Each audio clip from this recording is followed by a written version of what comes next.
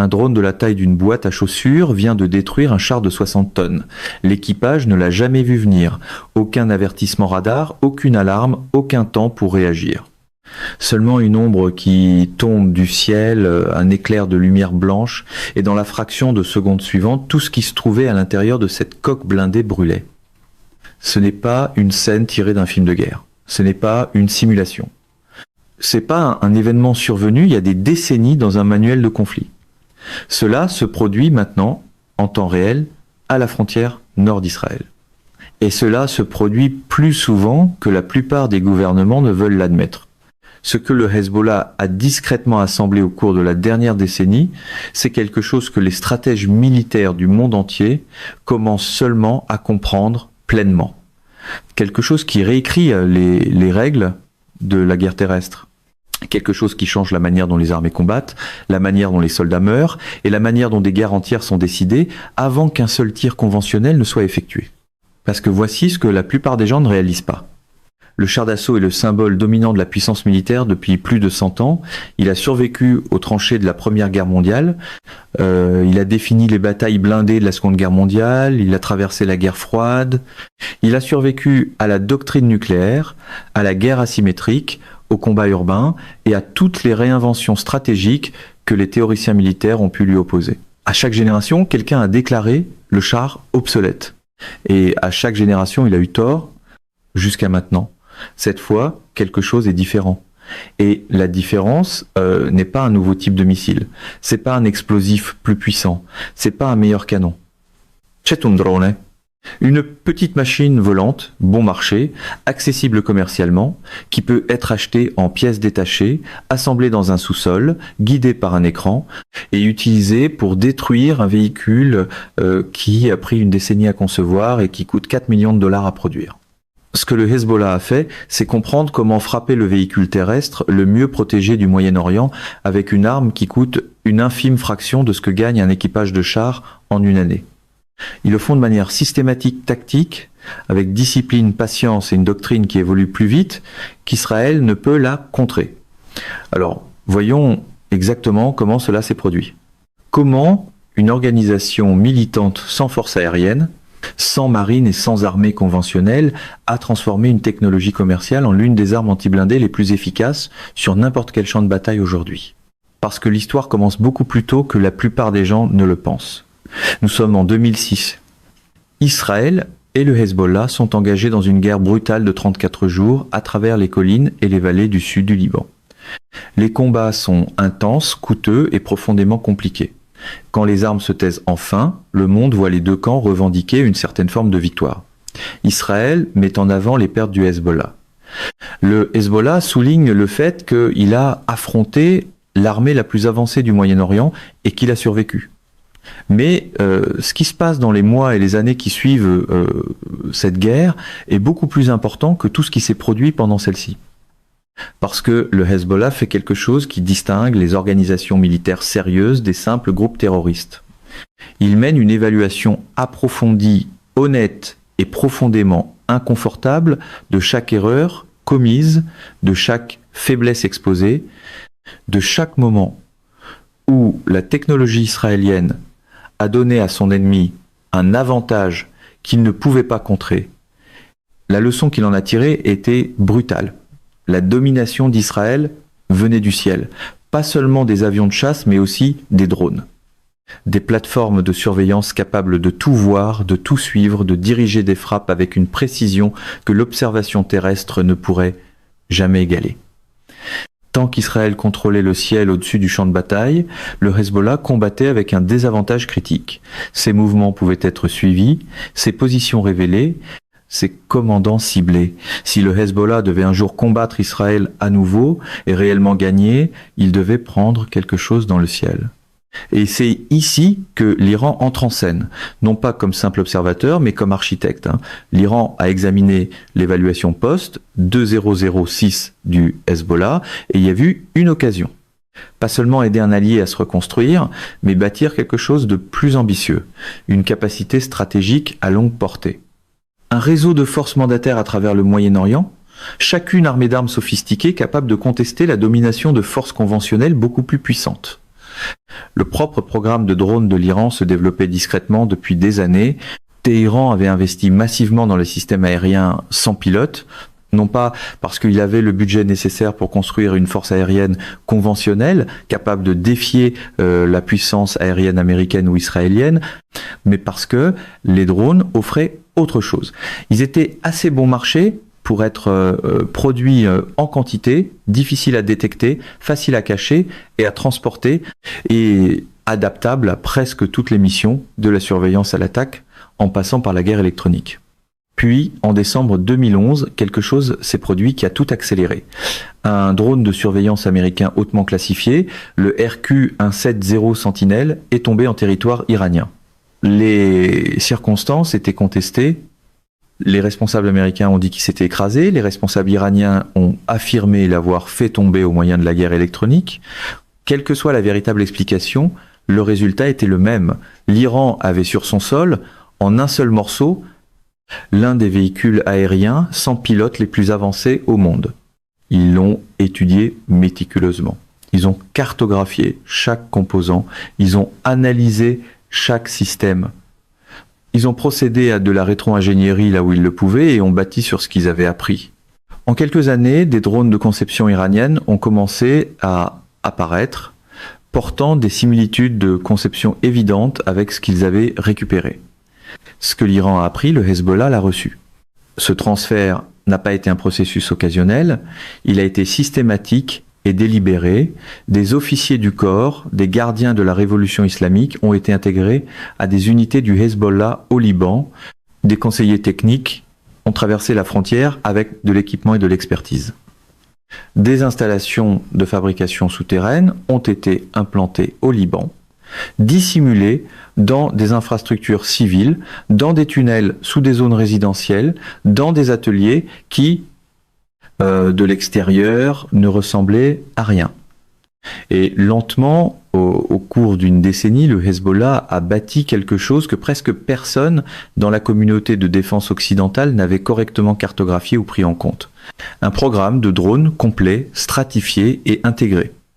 Pas un seul type de drone, pas quelques centaines de machines achetées dans un catalogue, un véritable écosystème, des drones de surveillance conçus pour voler haut et lentement, transportant des optiques capables d'identifier des soldats individuels à des distances importantes. Des drones électroniques conçus pour recueillir du renseignement d'origine électromagnétique, écouter les communications, cartographier les fréquences radar. Des drones leur conçus pour être détectés et engagés afin de révéler l'emplacement des systèmes de défense aérienne. Et à l'extrémité la plus offensive de tout cela, des drones d'attaque. Des munitions rôdeuses capables de tourner autour d'une zone cible pendant 30 minutes, 1 heure, voire plus longtemps. Elles peuvent identifier le véhicule ou la position précise qu'elles sont programmées pour détruire, puis plonger dessus avec la puissance explosive d'une ogive à charge creuse. Voilà l'arme qui tue les équipages de chars sur le front nord d'Israël. Et pour comprendre pourquoi elle est si dévastatrice contre les blindés, il faut comprendre quelque chose de fondamental sur la manière dont les chars sont conçus pour survivre. Un char de combat principal moderne est un chef-d'œuvre d'ingénierie. Tout en lui est conçu pour garder l'équipage en vie dans l'environnement le plus hostile imaginable. Le blindage n'est pas simplement de l'acier épais. Ce sont des couches de matériaux composites, des panneaux réactifs, des céramiques avancées, chacun conçu pour neutraliser un type précis de menace. L'arc frontal d'un char comme le Merkava israélien est presque impénétrable pour les armes anti-chars conventionnelles.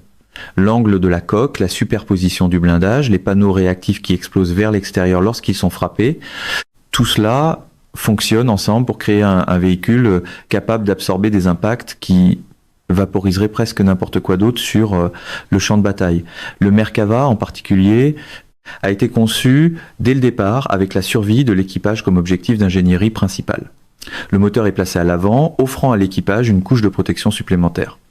Les munitions sont stockées séparément, dans des compartiments isolés conçus pour réduire les explosions catastrophiques. Il a sauvé des vies israéliennes dans des engagements qui auraient dû être fatals. Mais il existe une faiblesse. Il y a toujours eu une faiblesse. Et tous les planificateurs militaires sérieux du monde ont toujours su laquelle. Le dessus d'un char est mince, non pas parce que les ingénieurs étaient paresseux, mais parce que le modèle de menace d'un siècle de guerre blindée supposait des attaques venant de l'avant ou des côtés, de chars ennemis à peu près à la même hauteur, de canons anti-chars tirant selon une trajectoire plate, ou de fantassins lançant des roquettes depuis le niveau du sol. On met le blindage là où se trouve la menace. Le dessus du char n'a jamais été un axe de menace principal. Le blindage y est donc une fraction de celui qui couvre l'avant. Une munition rôdeuse attaque par le haut. Elle ne tient pas compte du blindage composite frontal du Merkava. Elle ne tient pas compte des panneaux réactifs sur les côtés. Elle tourne patiemment, identifie le véhicule, s'oriente au-dessus de la cible, puis plonge à un angle abrupt directement dans le blindage le plus mince de tout le véhicule. L'ogive à charge creuse, conçu pour concentrer la force explosive en un jet pénétrant étroit, perce et explose à l'intérieur du compartiment de l'équipage.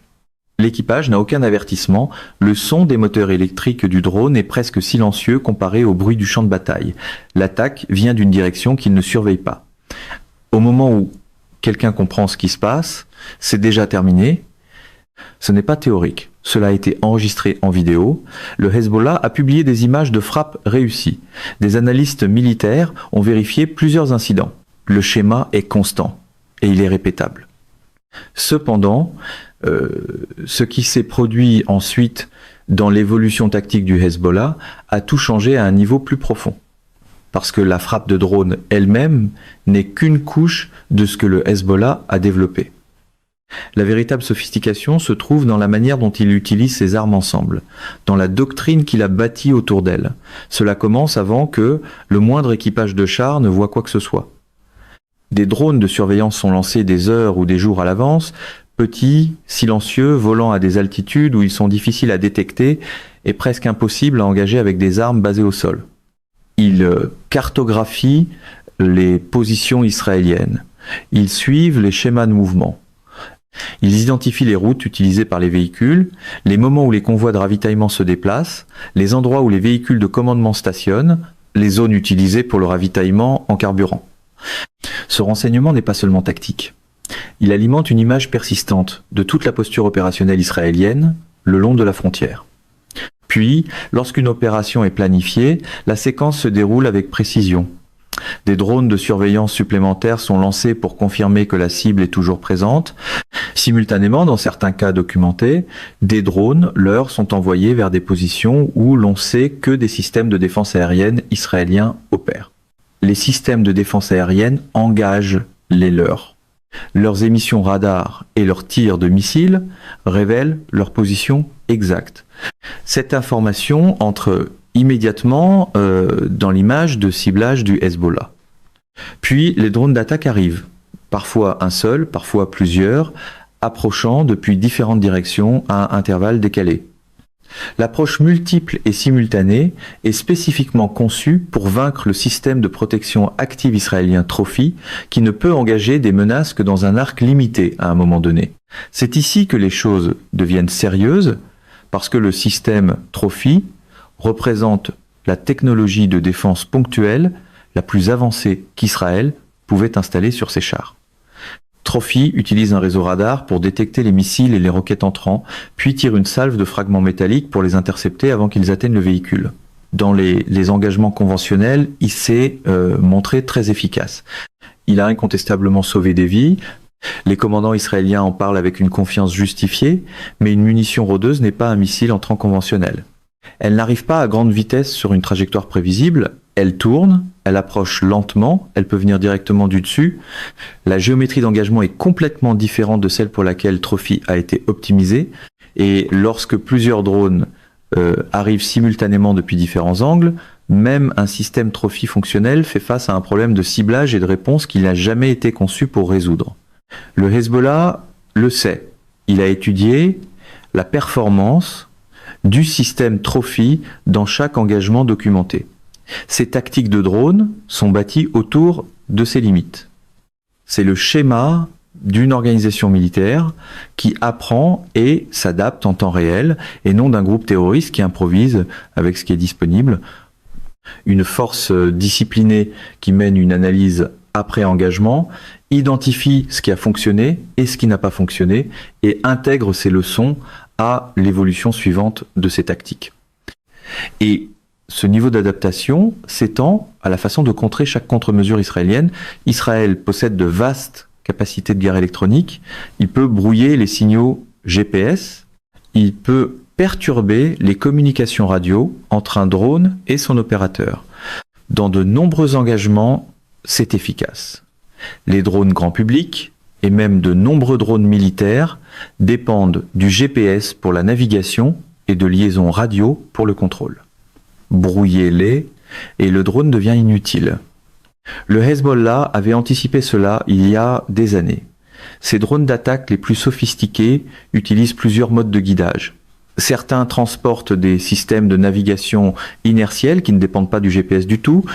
Une fois lancés et orientés dans la bonne direction générale, ils naviguent en mesurant leur propre mouvement dans l'espace. Aucun signal externe n'est requis. D'autres utilisent un guidage optique où le drone verrouille la signature visuelle de sa cible et se dirige vers elle à l'aide d'un flux caméra et d'un traitement d'image embarqué. Cela ne peut pas être brouillé électroniquement parce que cela ne dépend d'aucun signal transmissible. Certaines communications de drones du Hezbollah utilisent des liaisons chiffrées à saut de fréquence qui passent d'une fréquence radio à l'autre des milliers de fois par seconde, rendant le brouillage traditionnel inefficace. Chaque tentative d'Israël pour trouver une nouvelle contre-mesure rencontre un système de drone qui a déjà été conçu en pensant à cette contre-mesure. C'est pas une coïncidence. Cela reflète des années de travail de renseignement détaillé de la part du Hezbollah et de l'Iran. Ils étudient la doctrine israélienne de guerre électronique, ils testent les systèmes israéliens lorsqu'ils le peuvent. Ils conçoivent leurs armes précisément pour vaincre les défenses qu'ils savent devoir affronter.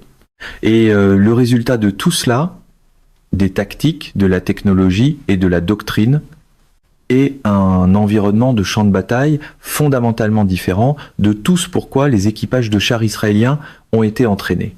Considérez ce que cela signifie psychologiquement d'être membre d'équipage dans un char Merkava sur le front nord en ce moment. Vous ne pouvez pas voir la menace. Le drone qui tourne au-dessus de vous peut opérer à une altitude où il est invisible à l'œil nu. Il n'y a aucun son distinctif pour vous avertir. Vos systèmes électroniques peuvent le détecter ou non selon le type de drone. Vous ne pouvez pas l'abattre avec les armes que vous avez sur le char. Vous ne pouvez pas le distancer. Vous ne pouvez pas vous cacher en vous déplaçant à couvert parce que le drone de surveillance, qui est appelé le drone d'attaque, a déjà cartographié chaque élément de couverture dans votre zone opérationnelle. C'est l'axe de la résistance qui fonctionne comme l'Iran l'a conçu, et non une collection de conflits séparés. Un ensemble de capacités en réseau qui peut être dirigé, modulé et escaladé en fonction de décisions stratégiques prises à Téhéran. Et les drones sont le tissu conjonctif de ce réseau. Chaque engagement au Liban enseigne des leçons partagées avec les opérateurs Houthis au Yémen. Chaque contre-mesure déployée par Israël est analysée pour ce qu'elle révèle sur des systèmes qui pourraient affronter des forces approvisionnées par l'Iran dans d'autres théâtres. Le réseau apprend collectivement et il applique ses leçons sur tous les fronts simultanément. Israël n'est pas aveugle à cela, la réponse a été importante et multidimensionnelle. L'armée de l'air israélienne a mené de vastes frappes contre des installations de stockage d'armes, des sites de fabrication et des routes de transfert utilisées pour déplacer des armes avancées vers le Liban. Des frappes de précision contre des convois, des opérations ciblées contre des installations spécifiques connues pour abriter des composants de drones. L'objectif est de dégrader l'inventaire du Hezbollah et de ralentir la chaîne de réapprovisionnement plus vite que le Hezbollah ne peut la reconstituer. De nouveaux systèmes anti-drones sont testés et déployés au niveau des unités. Des armes à énergie dirigée fondées sur le laser, capables de neutraliser des drones sans le coût d'un missile conventionnel. Des systèmes spécialisés semblables à des fusils de chasse sont montés sur des véhicules spécifiquement pour engager des cibles basses et lentes que les radars de défense aérienne traditionnels peinent à suivre.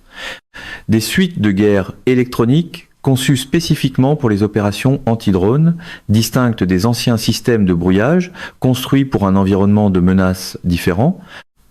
La doctrine tactique a été révisée. Les opérations de chars dans les zones contestées par les drones incluent maintenant des éléments anti-drones dédiés, qui se déplacent avec les formations blindées.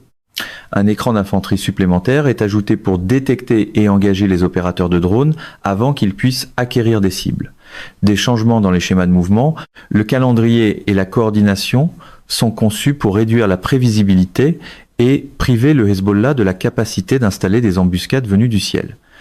Mais le défi fondamental demeure, chaque contre-mesure appelle une contre-contre-mesure. Israël développe un nouveau système de brouillage. Le Hezbollah incorpore le guidage optique dans la génération suivante de drones. Israël entraîne les équipages à se déplacer en formation dispersée, plus difficile à engager pour un seul drone. Le Hezbollah développe des tactiques d'essaim capables d'attaquer plusieurs véhicules simultanément. La course technologique aux armements se déroule en temps réel et le rythme d'adaptation des deux côtés s'accélère. Il y a une autre dimension à ce conflit qui est presque jamais abordée dans la couverture médiatique grand public et c'est peut être la plus importante de toutes. Ce qui est en train de s'établir au Liban en ce moment, c'est un modèle, une preuve de concept qui sera étudiée et reproduite par chaque groupe armé non étatique dans le monde qui a un griffe et un accès à la technologie. La combinaison précise que le Hezbollah a démontrée, c'est une technologie grand public, renforcée par des composants de niveau militaire, intégrée à une doctrine tactique disciplinée et soutenue par du renseignement et de l'ingénierie de niveau étatique. Et c'est pas une formule qui exige un État-nation pour être mise en œuvre. Il faut de l'argent, il faut une expertise technique, il faut de la formation, mais la barrière à l'entrée diminue chaque année. Les drones commerciaux sont déjà beaucoup plus capables qu'ils ne l'étaient il y a 5 ans. Les composants nécessaires pour construire un drone d'attaque fonctionnel sont disponibles par des chaînes d'approvisionnement qui traversent plusieurs pays et qui sont presque impossibles à surveiller ou à restreindre complètement. Les logiciels nécessaires pour programmer un guidage autonome sont de plus en plus accessibles. Le savoir-faire en ingénierie se répand dans la communauté mondiale de défense plus rapidement que n'importe quel système de classification ne peut le contenir. D'ici une décennie, la capacité que le Hezbollah a mis 20 ans à bâtir avec le soutien iranien pourra être reproduite par des organisations disposant de beaucoup moins de ressources et de beaucoup moins de contraintes quant à son utilisation. Voilà le monde qui est en train de se construire en temps réel dans les oliveraies et les collines calcaires du sud du Liban, dans le crépitement de l'équipement de brouillage électronique et le bourdonnement presque silencieux des pales de rotor électriques en altitude. Dans les mathématiques terribles et transformatrices d'une petite arme bon marché, guidée avec précision, qui défait une machine massive, coûteuse et supposément invulnérable. Dans le silence qui suit un engagement qui a duré moins de 3 secondes et qui a mis fin à 100 ans de certitude blindée. Le char n'est pas fini. L'histoire est longue et les guerres sont compliquées et aucune arme n'est jamais simplement remplacée. Les forces blindées du monde vont s'adapter. Elles développeront de meilleures défenses. Elles intégreront le soutien par drone dans leurs propres opérations. Elles modifieront leur doctrine, leur entraînement et leurs achats pour tenir compte de cette menace. L'industrie de défense israélienne, en particulier, a prouvé à maintes reprises qu'elle pouvait développer des solutions technologiques à des problèmes qui semblaient insolubles. De nouveaux systèmes fondés sur le laser sont déjà testés pour vaincre les menaces aériennes lentes. De nouvelles architectures radars sont explorées pour suivre de petites cibles à faible signature à des distances que les systèmes actuels ne peuvent pas atteindre. De nouveaux parcours de formation produisent des soldats qui comprennent les menaces de drones d'une manière qu'aucune génération d'équipage de chars n'avait eu à le faire auparavant. La réponse est réelle. L'investissement est sérieux. L'urgence est authentique. Mais la fenêtre dans laquelle les chars pouvaient opérer avec quelque chose qui ressemblait à l'impunité sur un champ de bataille contesté, la fenêtre qui s'est ouverte en 1906 et qui a défini la forme de la guerre terrestre pendant plus d'un siècle, cette fenêtre se referme. Et ce qui la referme n'est pas une superpuissance, pas une nation dotée d'un budget de défense de 1000 milliards de dollars, pas une armée technologiquement avancée qui a passé des décennies à développer des systèmes d'armes de nouvelle génération. Ce qui la referme, c'est une organisation militante opérant depuis des tunnels et des sous-sols dans le sud du Liban, utilisant une technologie construite avec une expertise empruntée et des composants passés en contrebande, guidée par une doctrine qu'elle a développée grâce à l'étude minutieuse d'un adversaire qu'elle observe depuis des décennies.